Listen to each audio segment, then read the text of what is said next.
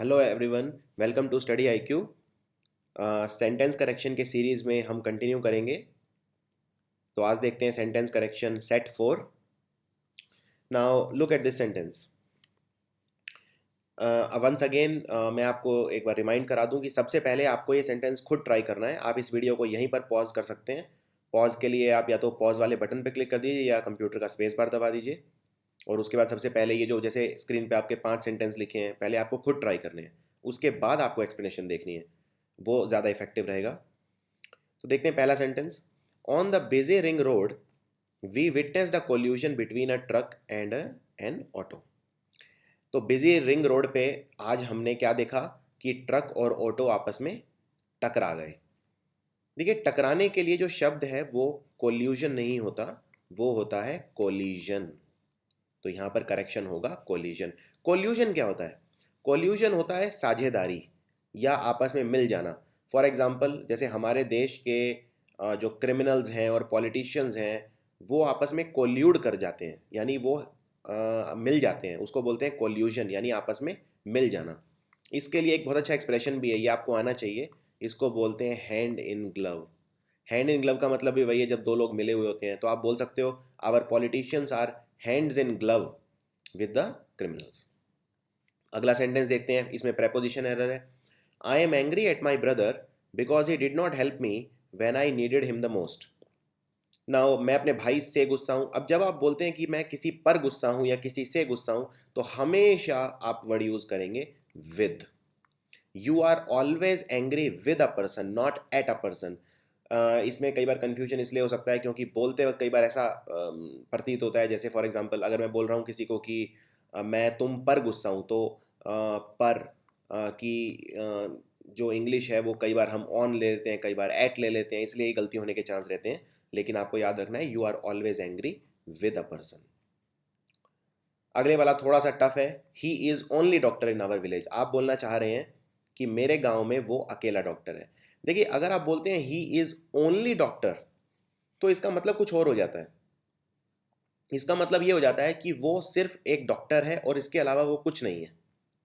लेकिन अगर आपको बोलना है वो आपके विलेज में ओनली डॉक्टर है, तो आपको इस ओनली डॉक्टर को एक डिफाइन करना पड़ेगा, यानी ये ओनली डॉक्टर एक एक्सप्रेशन हो जाएगा। सो आपको यहां पर लगाना पड़ेगा द। तो आंसर होगा he is the only doctor in our village. जब आप बोल रहे हैं he is the only doctor in our village, इसका मतलब ये है कि विलेज में वो एक अकेला डॉक्टर है। अगर आप द हटा देते हैं, इसका मतलब है कि वो एक सिर्फ डॉक्टर है। तो ये थोड़ा सा टफ है, इसमें आर्टिकल यूसेज है। अगला देखते हैं। He claims to be a scientist but in reality he does not know ABC of science. ये भी थोड़ा सा टफ है। देखिए, इसमें मैं बोल रहा हूँ कि वो साइंटिस्ट अपने आप को समझता है, लेकिन सच्चाई तो ये है कि उसे ABC भी नहीं आता। अब जब मैं बोलता हूँ कि किसी को ABC भी नहीं आता, क्या इसका मतलब ये है कि उसे A B या C, मतलब अंग्रेजी के जो अल्फ़ाबेट्स हैं उनकी नॉलेज नहीं है? नहीं, ये मतलब नहीं है। अगर मैं बोलता हूँ तुम्हें ABC भी नहीं आता, इसका मतलब तुम्हें कुछ भी नहीं आता।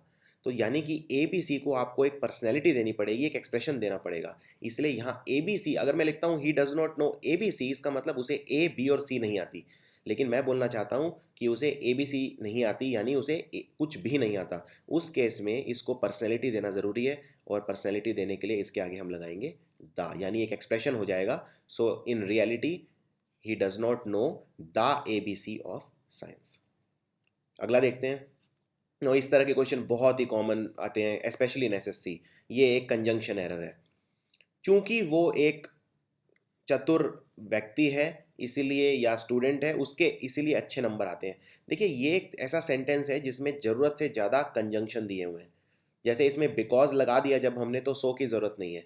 या फिर बिकॉज हटा दो या सो हटा दो, दोनों में से कोई एक रख लो। तो सेंटेंस के दो तरह से इसको लिखा जा सकता है। पहला, या तो ऐसे, यानी he is clever so he gets good marks, यानी हमने बिकॉज हटा दिया। या फिर सो को हटा दो, यानी because he is clever he gets good marks. लेकिन ये दोनों अगर आ जाते हैं तो वो सुपरफ्लुअस हो जाता है सेंटेंस। आगे देखते हैं कुछ और sentences. Daniel was one of the greatest जजेस दैट हैज एवर लिव्ड। देखिए, again this is a very tough sentence. ये बहुत मुश्किल है क्योंकि इसमें रिलेटिव प्रोनाउन यूज हो रहा है। यहां पर दैट रिलेटिव प्रोनाउन है। आप बोलना चाह रहे हैं डैनियल उन जज न्यायमूर्तियों में, उन जजेस में से एक था जो आज तक जिंदा रहे हैं, जो जो आज तक जिन्होंने अपना जीवन व्यतीत किया है। अब जब ये आप बोल रहे हैं कि ये दैट, ये दैट शब्द नहीं आएगा, क्योंकि यहां पर जजेस क्या है, प्लूरल, और दैट हमेशा आता है सिंगुलर के लिए। और मैं बोल रहा हूं डैनियल उन जजेस में से एक है जो आज तक जिंदा रहे हैं, यानी यहां पर मुझे प्लूरल चाहिए, तो आप दैट हैज को चेंज कर दोगे दोज हैव। इस सेंटेंस को दोबारा पढ़िए 2-3 बार, आपको क्लियर हो जाएगा, क्योंकि यहां पर जो लोग जिंदा रहे हैं आज तक वो सारे प्लूरल हैं, तो दैट सिंगुलर है, तो आपको दैट हैज की बजाय करना है दोज हैव। अगला देखते हैं, you are always doing this mistake, तुम हमेशा ये मिस्टेक करते हो। देखिए इस तरह के सेंटेंस में एक बहुत ही कॉमन एरर ये है कि कुछ खास ऐसे शब्द होते हैं इंग्लिश में जिनके साथ कोई खास वर्ब लगता है। फॉर एग्जाम्पल, आप कभी भी मिस्टेक को डू नहीं करते हैं, आप हमेशा मिस्टेक को मेक करते हैं। So you are always doing नहीं, you are always making this mistake. इसी तरह कई बार आपने सुना होगा लोग बोलते हैं आज मैंने खाना नहीं खाया, यानी I did not eat the breakfast. तो आप ब्रेकफास्ट को ईट नहीं करते हैं, आप खाने को ईट करते हैं, ब्रेकफास्ट को ईट नहीं करते हैं। सो आपको बोलना है I did not have my breakfast, ना कि I did not eat my breakfast. तो इस तरह की कुछ यूसेज एरर्स इंग्लिश में होते हैं। अगला देखते हैं, इसमें सब्जेक्ट वर्ब एग्रीमेंट एरर है। I am going to buy a computer when the prices comes down, मैं कंप्यूटर तब खरीदूंगा जब प्राइसेस सस्ते हो जाएंगे।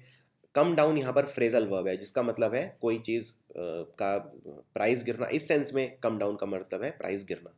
अब देखिए प्राइसेस यहाँ पे प्लूरल है और कम्स वर्ब है सिंगुलर के लिए, तो ये गलत हो गया क्योंकि सब्जेक्ट के हिसाब से ये वर्ब आता है। अब यहाँ पे सब्जेक्ट प्राइसेस है, तो यहाँ पर कम्स की बजाय हो जाएगा कम, यानी प्लूरल वर्ब चाहिए। या इसको ठीक करने का एक तरीका और भी है, और वो क्या, सब्जेक्ट चेंज कर दो, क्योंकि यहाँ पर सिंगुलर वर्ब है तो यहाँ पर भी सिंगुलर सब्जेक्ट कर दो, यानी यहाँ प्राइसेस की बजाय कर दो प्राइस। तो इसको ठीक करने के दो तरीके हैं, या तो आप प्राइसेस को प्राइस कर दो, या फिर आप कम्स को कम कर दो। अगला देखते हैं, ये क्वेश्चन एसएससी 2013 में आया था, किसी और रूप में आया था। ये सेंटेंस बहुत लंबा था, मैंने इसको थोड़ा छोटा कर दिया है, लेकिन ये एसएससी 2013 का क्वेश्चन है। बाइबल कहती है कि हम सबको एक दूसरे, we should love each other, हम सबको एक दूसरे को प्यार करना चाहिए, लड़ना नहीं चाहिए। अब देखिए जब इसमें आप बोल रहे हैं कि we should love each other, ये एक रेसिप्रोकल प्रोनाउन बोलते हैं हम इसे, क्योंकि जैसे मान लीजिए अगर 2 पर्सन है, 2 पर्सन के लिए ही हम सिर्फ यूज करते हैं वर्ड ईच अदर। लेकिन अगर मैं बोल रहा हूँ कि बाइबल, जो कि क्रिश्चियंस की होली बुक है, अगर मैं बोल रहा हूँ बाइबल कहती है कि हमें एक दूसरे से प्यार करना चाहिए, तो यहाँ पर लव ईच अदर ये सिर्फ 2 पर्सन की बात नहीं हो रही, यहाँ तो पूरी दुनिया की बात हो रही है कि दुनिया में जितने भी लोग हैं सबको एक दूसरे से प्यार करना चाहिए। अब यहाँ पर जब आप 2 से ज़्यादा लोगों के लिए वर्ड यूज़ करते हैं तो कभी भी ईच अदर नहीं यूज़ करते हैं, आप यूज़ करते हैं वन अनदर। तो इसका आंसर होगा the Bible says that we should love one another. For example, अगर मैं मान लो किसी को बोलता हूँ कि दे लव ईच अदर, यानी वो कितने लोग हैं, वो 2 लोग हैं, तो दे लव ईच अदर में ईच अदर हमेशा 2 के लिए आता है। 5 सेंटेंसेस और देखते हैं। सबसे पहला है, the building comprises of many air condition rooms, यानी बिल्डिंग के अंदर काफ़ी सारे एयर कंडीशन कमरे हैं। अब देखिए इसमें कंप्राइजेज के साथ कभी भी ऑफ नहीं लगता है इस सेंस में, कंप्राइजेस सिर्फ कंप्राइजेस अकेला आता है, ये एक बहुत कॉमन मिस्टेक है। अगर आपको कंप्राइज के वर्ब के साथ ऑफ लगाना है तो एक्सप्रेशन होता है is comprised of. Is comprised of भी ठीक है या कंप्राइजेस ठीक है, लेकिन कंप्राइजेस ऑफ ठीक नहीं है। तो इसको करेक्ट करने के 2 तरीके हैं, पहला the building is comprised of many air condition rooms, या the building comprises many air condition rooms. ये भी एक कॉमन क्वेश्चन है जो एसएससी में बार बार आता है। अगला, she is the prettiest of the 2 sisters, यानी वो दोनों सिस्टर्स में वो ज़्यादा सुंदर है। देखिए जब भी आप सुपरलेटिव डिग्री लगाते हैं, जैसे यहाँ पर वर्ब क्या है, यहाँ पर वर्ब है प्रेटी यानी सुंदर, प्रेटी, प्रेटियर, प्रेटिएस्ट, तो प्रेटियर हो जाएगा कंपैरेटिव। तो आपको ये याद रखना है जब भी आप सुपरलेटिव डिग्री लगाएंगे तो कम से कम 3 लोग होने चाहिए, 3 सब्जेक्ट। फॉर एग्जाम्पल, अगर मान लो एक क्लास में 3 स्टूडेंट्स हैं और मेरे को बोलना है पहले वाला बेस्ट है, तो मैं बोल सकता हूँ first student is the best of all. लेकिन अगर मान लीजिए सिर्फ 2 ही स्टूडेंट हैं एक क्लास में और मुझे बोलना है पहले वाला अच्छा है, सबसे अच्छा है, तो मैं ये नहीं बोल सकता first student is the best, तो मैं बोलूंगा first student is the better of the 2। इसी तरह यहाँ पर 2 हैं, सुपरलेटिव कम से कम 3 लोगों में लगती है, तो यहाँ पर प्रेटिएस्ट को चेंज करके बना दो prettier. So she is the prettier of the 2 sisters. अगला, the mangoes of India are sweeter than that of England. ये अगेन काफ़ी टफ है ये वाला सेंटेंस करेक्ट करना। देखिए, mangoes of India are sweeter than that of England, ठीक है। अब इसमें मैंगोज प्लूरल है, तो यहाँ पर दैट हमेशा सिंगुलर है और दैट का प्लूरल होता है दोज। तो इसमें करेक्शन है the mangoes of India are sweeter than those of England. या फिर आप इसको एक दूसरे तरीके से भी लिख सकते हैं, the mangoes of India are sweeter than the mangoes of England, लेकिन उसमें वो थोड़ा मैंगोज दो बार लिखा जाएगा तो वो रेपिटेटिव लगेगा, इसलिए बेस्ट यही है कि आप दोज यूज करें। अगला देखते हैं, one of the questions he asked me was who did you travel with. अब देखिए, मैंने उससे सवाल पूछा कि तुम किसके साथ गए थे। जब मैं बोल रहा हूं तुम किसके साथ गए थे, इसमें सब्जेक्ट यू है और वर्ब ट्रैवल है, तो यू सब्जेक्ट ये है, वर्ब ये है, यानी हु क्या है, हु सिर्फ वो पर्सन है जिसके साथ गए थे, यानी हु सब्जेक्ट नहीं है, हु ऑब्जेक्ट है यहाँ पर। तो ऑब्जेक्ट में कभी भी हु नहीं होता है, हमेशा होता है हुम। तो इस सेंटेंस में होगा हुम। हु हमेशा सब्जेक्ट में आता है। इसमें मैंने हु और हुम के ऊपर एक वीडियो भी बनाया हुआ है, आप उसे भी देख सकते हैं इंग्लिश प्लेलिस्ट में जाकर। अगला question, either of these four roads leads to Khan market. तो मान लीजिए ये आपकी खान मार्केट है और इसमें ये चार रास्ते जाते हैं, ठीक है, चारों रास्ते खान मार्केट में जाते हैं। अब चार हैं यानी दो से ज़्यादा हैं, और दो से ज़्यादा हैं, लेकिन आइदर या नाइदर हमेशा यूज़ होते हैं सिर्फ दो के लिए। अगर आपको बोलना है चार यानी दो से ज़्यादा, तो आइदर हो जाता है ईच, यानी इसका करेक्शन है each of these four roads leads to Khan market. एक और आपको इसमें कॉमन एरर बताता हूँ जो कई बार होता है। कई बार लोग लिखते हैं, जैसे मान लीजिए अगर कोई पूछता है ये रास्ता कहाँ जाता है, वो हम हिंदी में बोलते हैं। अगर हम उसको इंग्लिश में बोलेंगे तो हम ये नहीं बोलेंगे कि this road goes to Khan market. नहीं, रास्ता जा नहीं रहा है, रास्ता एक्चुअल में ट्रैवल थोड़ी कर रहा है, रास्ता सिर्फ वहाँ पर लीड कर रहा है या वहाँ मिल रहा है जाके, लेकिन रास्ता एक्चुअल में ट्रैवल नहीं कर रहा है। इसलिए ये कहना गलत है कि this road goes to Khan market. No, this road leads to Khan market. तो ये भी आपको याद रखना है। So that's it. I hope ये वीडियो आपको यूजफुल लगा। Subscribe to our video channel on YouTube. Thank you very much.